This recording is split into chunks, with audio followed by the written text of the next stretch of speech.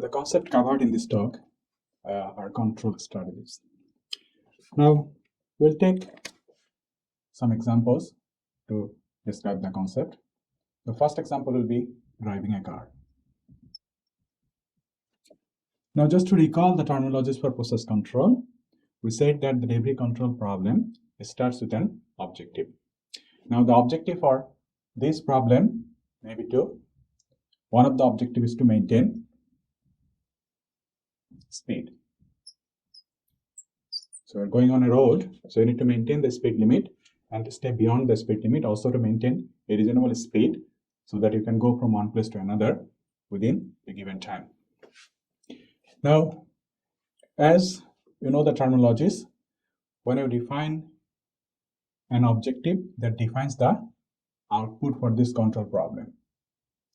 So output is the variable that you want to maintain. So for this case, the output will be the speed of the car. So just denote with car speed. And then if you want to maintain the speed, you need to manipulate another variable. And that variable, what is called this input. Now, you know, for the driving case, we need to manipulate the fuel flow to the car to maintain the speed. So the input for this case is fuel flow. And then there are other variables which affect the process, but you chose not to or you cannot control. Those are called the disturbance. So one disturbance for this case can be the road elevation. So we have defined the set of variables for this case. Now let's look at how we can really apply control to achieve the desired objective.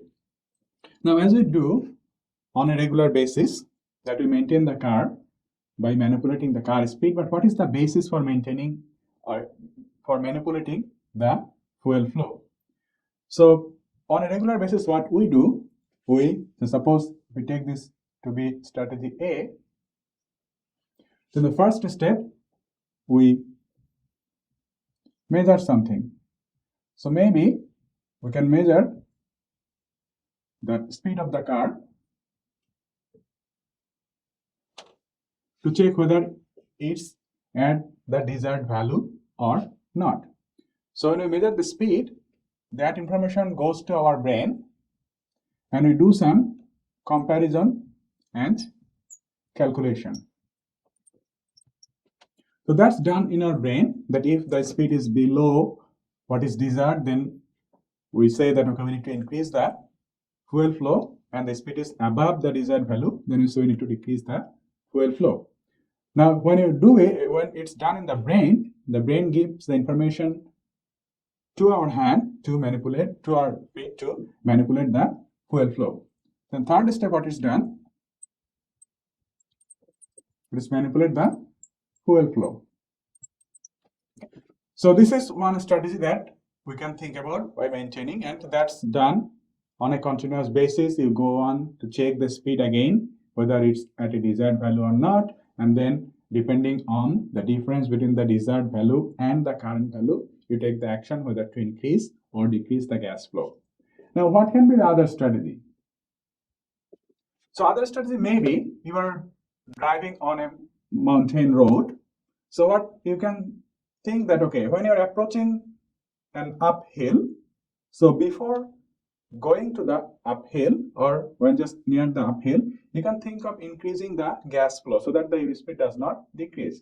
The same way, if you are going downhill, you can think about that you need to really decrease the gas flow. So even before the speed of the car decreases or increases, you take some action. So in this approach, what you do, you measure road elevation. And then again, compare. In your brain, you do the calculation that if the elevation is this much, what might happen to the speed, so that you can take some action. At the end, you manipulate. Now think about this strategy versus this strategy. The end result is, again, for both cases, you are manipulating the fuel flow. So what is manipulated? flow rate of the fuel. The same thing is here. What's manipulated is the.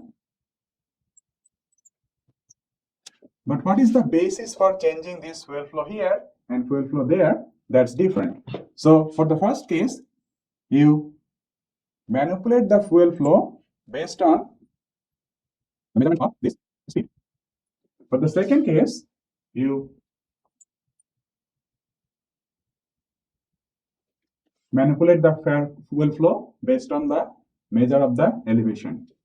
So what is this? What we defined this variable as? This was our fuel flow is the input, and the speed, this is the output.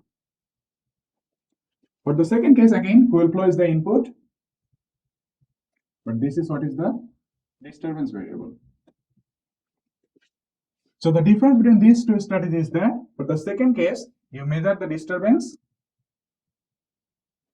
and you manipulate the input. But for the first case, you measure the output and manipulate the input. So that's the difference between these two strategies. The first one, the input is manipulated based on the measured output. For the second one, the input is manipulated based on the measured disturbance. Okay. Now, why do you need the first one? Why do you need the second one? For the first case, really, when the effect of the surroundings or disturbance has already taken place in the output, so you're measuring that, and then you're taking some action, meaning that you are providing the information back to the system that something has gone wrong. Now, for this first case, you anticipate that something is going to change, that is, your desired value of the output is going to change from its desired and current condition. So we anticipate that and pass this information to the system and then to take some action. So that's how these two control strategies differ. And this one, as I said, that okay, you measure the output, get the information, send the information back to the system to take some action. That's why it's called this feedback control. And for the second case, you anticipate something and then pass the information to the system to take some action. So this is what is called this feed forward control. So feedback versus feed forward. Now take a look at another example. If I take the example of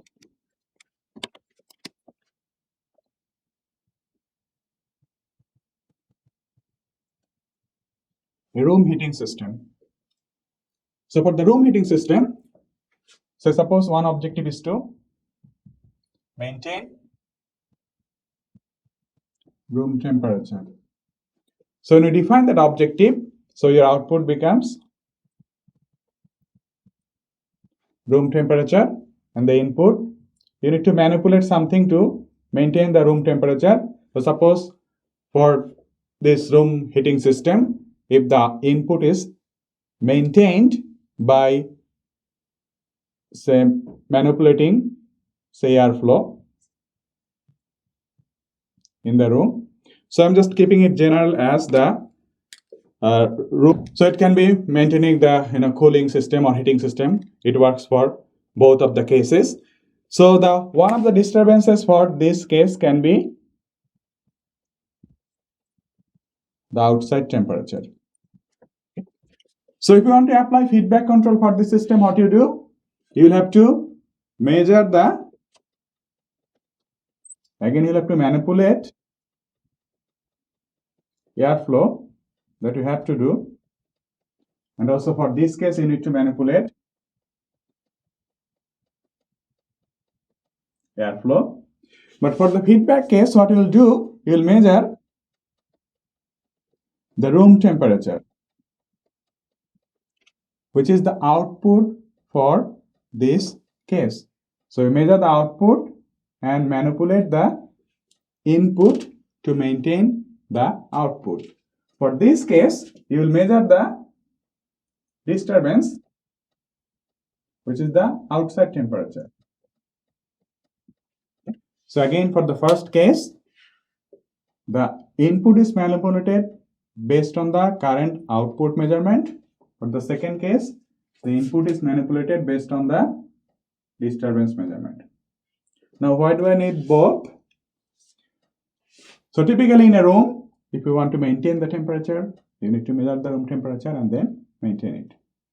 But sometimes, say suppose for a central heating or cooling system, what can be done? That depending on the outside temperature, the airflow is maintained.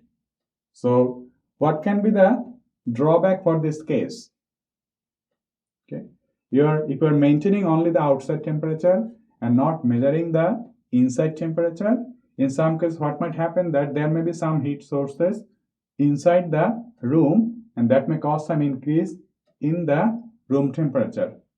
But your control system is not saying it. If it's not measuring it, it cannot take any action based on that. So your output value may not be maintained at the desired value. Also for this case, what you need to know the exact relation between the outside temperature and the inside temperature so that you can manipulate the airflow in that way so that you get a desired inside temperature. So these are the two control strategies, feedback versus feed forward. Now coming back to this case, that if you are only looking at the elevation, the speed may be changed for some other reasons. Okay, so if you are not looking at the car speed, then what may happen that you have manipulated the gas flow, but the air speed may not be at the desired value. The same thing can happen with the room temperature system, that if you are manipulating the airflow based only on the outside temperature, your room temperature may not be maintained. So the last thought is that typically what you do, the feedback control is applied. Feed forward control is applied along with the feedback control. There are not many applications where only the feedback control is applied. So now going back to summarizing the concept is that for feedback control, you measure the output, manipulate the input. For feed forward, you measure the disturbance, you manipulate the input. So make sure that you get the concept. Every time you manipulate the input, that's a variable to manipulate for both cases. But for the first case, the feedback case, it's based on the output measurement. For the feed forward case, it's based on the measurement of the disturbance. So these are the two dominant control strategies applied in industrial applications.